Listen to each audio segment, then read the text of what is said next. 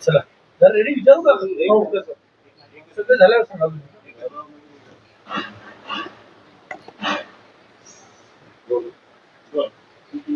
भाऊ जे 5 राज्यांचे निकाल हातात घेत आहे सगळ्यात सरप्राइझिंग निकाल आहे तमिळनाडूचा परंतु पश्चिम बंगालमध्ये ही भाजप तिथे लीडवर दाखवतात सुरुवातीचं जो रुझान आहे त्याच्यामध्ये आपण म्हणालात की हा जो सुरुवातीचा जो कल आहे या कलाच्या आधारावर आता कुठला निष्कर्ष करणं हे चुकीचं ठरेल आणि तामिळनाडू असेल पश्चिम बंगाल असेल या निवडणुकांमधला कल तर तुम्हाला आता ओळखता येणारच नाही.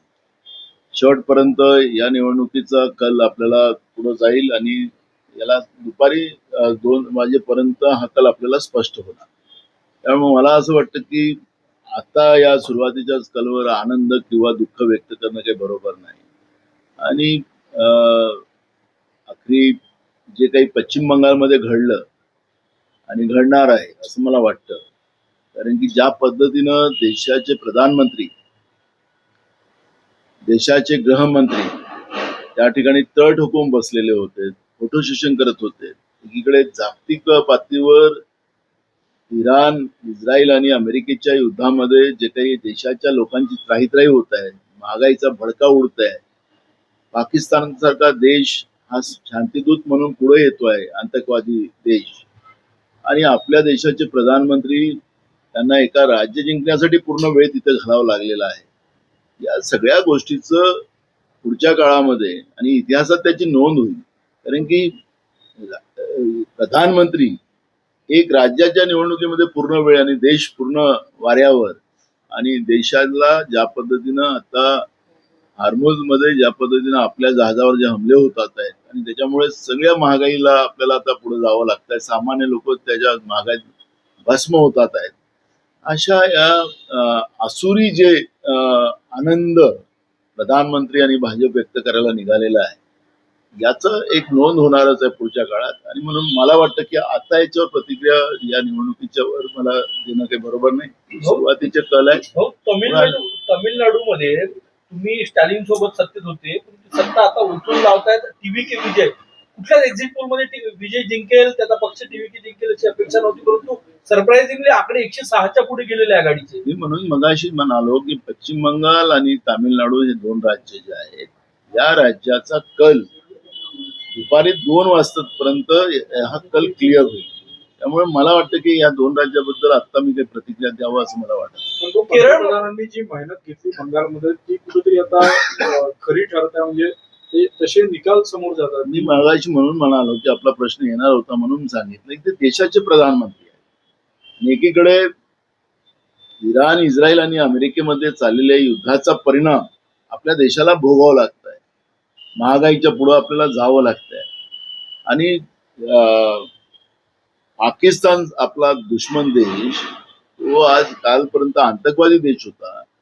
अमेरिकेच्या दृष्टिकोनातून, इराणच्या दृष्टिकोनातून, इस्रायलच्या दृष्टिकोनातून आणि जागतिक पातळीवर सुद्धा पाकिस्तानला त्या दृष्टिकोनातून बघितलं जात होतं. आता तोच पाकिस्तान शांतीदूत म्हणून पुढे येतोय आणि मग याचं सगळं श्रेय देशाच्या प्रधानमंत्री नरेंद्र मोदींनी घेतलं पाहिजे. एकीकडे बंगाल जिंकण्याचा आनंद अगर बीजेपी वाले व्यक्त करत असतील तर देशाला अडचणीत आणून जागतिक पातळीवर देशाची थुतू करवायची व्यवस्था केलेली या पाकिस्ताननी नेहमी आमचा दुश्मन देश राहिला तो पाकिस्तानचा जय जयकार होत आहे तर त्याचं सगळे श्रेय भाजपने आणि नरेंद्र मोदींनी घेतलं पाहिजे. केरळमध्ये काँग्रेसला आशेचं किरण दिसत आहे. डाव्यांची सत्ता उलटून केरळमध्ये काँग्रेस सत्तेच्या जवळजवळ जाताना जो सुरुवातीचे कौल आहे त्याच्यात दिसत आहे. काय सांगणार? यावेळेचा कल सुरुवातीपासूनच केरळमधला बदलावाचा होता आणि त्या दृष्टिकोनातून आता काँग्रेस त्या ठिकाणी सत्तेत येईल अशा पद्धतीचं चित्र आता दिसते आहे. म्हणून मी सुरुवातीच्या कलवर फार काही आनंद किंवा दुःख व्यक्त करण्याचं काही वेळ नाही. म्हणून मला आपण दुपारी 2 वाजता लगेच आपण भेटू तिथपर्यंत मला असं वाटतं की आपल्याला हे पूर्ण कलकडे लक्ष ठेवूनच त्यावरची प्रतिक्रिया देता येईल. भाऊ राहुरीमुळे काँग्रेस मागे भाजपचा उमेदवार त्यात समोर दिसतो. राहुल नेमकं काय झालं? नाही बघा जवळपास राज्यातल्या दोन्ही बाय इलेक्शन या अजितदादाच्या मृत्यूच्या नंतर आणि आमचे तरडिले शिवाजीराव कर्डिले त्यांच्या मृत्यूच्या नंतर झालेल्या आहेत आणि दोन्ही त्या परिवारातलेच कॅन्डिडेट झालेले आहेत. त्यामुळे काँग्रेसनी यामध्ये निवडणुकीत कुठेही भाग घेतलेला नाही, आम्ही समर्थन दिलेलं होतं. त्यामुळे मला असं वाटतं की महाराष्ट्रामधल्या दोन्ही बाय इलेक्शनमध्ये हे ज्या जागा रिक्त झाल्या तर त्यांच्या परिवारातलीच लोक निवडून येतील अशा पद्धतीचं चित्र आहे. भाऊ, बच्चू कडू यांनी म्हटलं की एकनाथ शिंदे यांना मुख्यमंत्री करायचं आहे, जोमानं काम करायचं. अभी नया मुल्ला है, थोड़ा ज्यादा नमाज पड़ेगा, पढ़ने दो. तो मुलगा तुमच्यासोबत होता आतापर्यंत म्हणजे. अरे नमाज पढ़ने दो उनको.